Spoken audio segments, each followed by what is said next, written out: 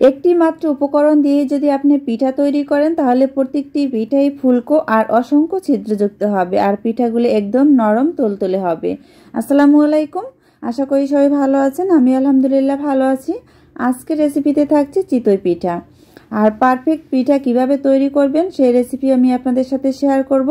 খুব সহজেই আজকে এই রেসিপিটি দেখিয়ে দেব। আশা করি আপনাদের কাছে খুবই ভালো লাগবে। যে কেউ কিন্তু খুব সহজে এই চিতই পিঠাগুলি তৈরি করতে পারবেন। আর ঘরে থাকা উপকরণ দিয়ে কিন্তু এই পিঠাগুলি তৈরি করে নিতে পারবেন। একটি পিঠা আমি ছিঁড়ে দেখিয়ে দিচ্ছি, আর দেখেই বুঝতে পারছেন যে পিঠাটা কতটা পারফেক্ট হয়েছে।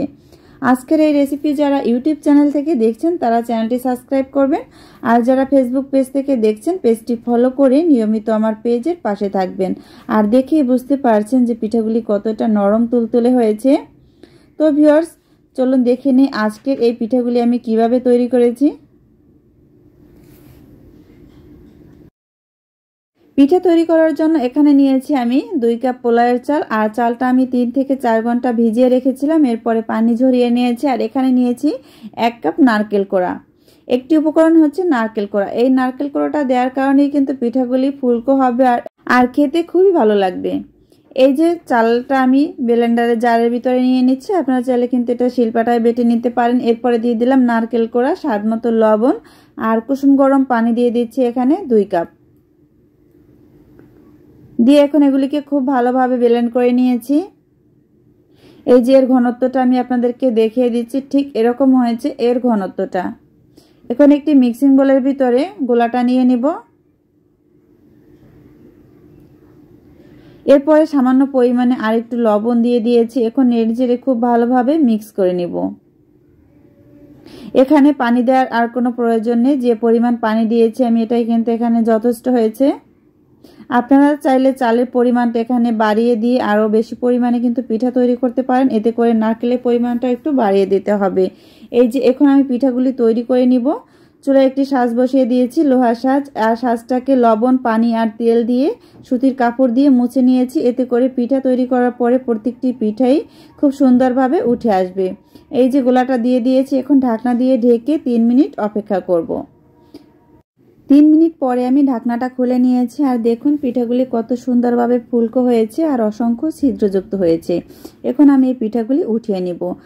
পিঠাগুলি কিন্তু খুব সহজেই উঠে আসবে। প্রথমে পিঠা ভাজার আগে পিঠার সাজটা তেল, পানি আর লবণ দিয়ে অবশ্যই মুছে নিতে হবে। এতে করে প্রত্যেকবার পিঠা তৈরি করার পর খুব সহজেই পিঠাগুলি উঠাতে পারবেন। এই যে দেখুন পিঠাটা কতটা সুন্দর হয়েছে আর অসংখ্য ছিদ্রযুক্ত হয়েছে, আর প্রত্যেকটি পিঠাই কিন্তু নরম তুলতুলে হয়েছে। তো খুব সহজ রেসিপিতে আপনারা এই পিঠাটা তৈরি করতে পারবেন। আর পিঠা রেসিপিটা প্রথম থেকে শেষ পর্যন্ত দেখবেন। এতে করে যারা কখনো পিঠা তৈরি করতে পারেন না তাদের পিঠাও কিন্তু একদম পারফেক্ট হবে। এরপরে আমি আরও একটি পিঠা ভেজে আমি আপনাদেরকে দেখিয়ে দিচ্ছি, আর এই পিঠাটাও কিন্তু একদম পারফেক্ট হবে। এরপরে আবারও আমি দিয়ে দিচ্ছি গোলা। তো গোলাটা দিয়ে আবারও 3 মিনিট অপেক্ষা করব। আর 3 মিনিটের মধ্যে কিন্তু পারফেক্টভাবে পিঠাগুলি ফুলকো হবে। এভাবে গোলা তৈরি করে আপনি যে কোনো সাজেই কিন্তু এই পিঠাগুলি তৈরি করতে পারবেন। এই যে 3 মিনিট পরে আবারও ঢাকনাটা খুলে নিয়েছি, দেখুন পিঠাগুলি খুব সুন্দরভাবে ফুলকো হয়েছে।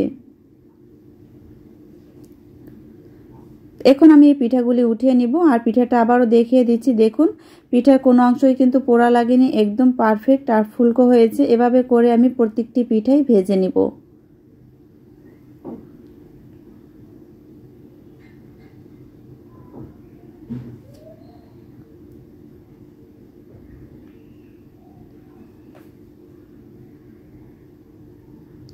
এই যে সবগুলি পিঠা উঠিয়ে নিয়েছি আর একটি সার্ভিং প্লেটে সার্ভ করে নিয়েছি। দেখুন এটা দেখতে কতটা সুন্দর হয়েছে। খুব সহজেই তৈরি হয়ে গেল মজাদার আর ফুলকো চিতই পিঠা। খুব সহজ রেসিপিতে আমি আপনাদের সাথে শেয়ার করেছি। আশা করি আপনারাও এভাবে পিঠাগুলি তৈরি করতে পারবেন। আর দেখুন একটি পিঠা আমি আপনাদেরকে দেখিয়ে দিচ্ছি পিঠাগুলি কতটা ফুলকো হয়েছে আর অসংখ্য ছিদ্রযুক্ত হয়েছে। একটি পিঠাও পোড়া লাগেনি, একদম পারফেক্ট হয়েছে চিতই পিঠা। এখন পিঠাটা ছিঁড়ে আমি আপনাদেরকে দেখিয়ে দিচ্ছি এর ভিতরের অংশটা কিরকম হয়েছে। এই যে একদম পারফেক্ট হয়েছে এর ভিতরের অংশটাও। খুব সহজেই তৈরি হয়ে গেল মজাদার আর ফুলকো চিতই পিঠা। একটি উপকরণ দিয়ে কিন্তু আমি আজকের পিঠাটা তৈরি করে দেখিয়ে দিয়েছি। আর নারকেল, এই যে নারকেলটা দিয়ে দেওয়ার কারণেই কিন্তু পিঠাগুলি ফুলকো হবে আর অসংখ্য ছিদ্রযুক্ত হবে, আর পিঠাটা কিন্তু অনেক মজার হবে। তো আজ এ পর্যন্তই, আবারও হাজির হব আপনাদের সামনে নতুন কোনো মজার মজার রেসিপি নিয়ে। সবাই ভালো থাকবেন, সুস্থ থাকবেন। আল্লাহ হাফেজ।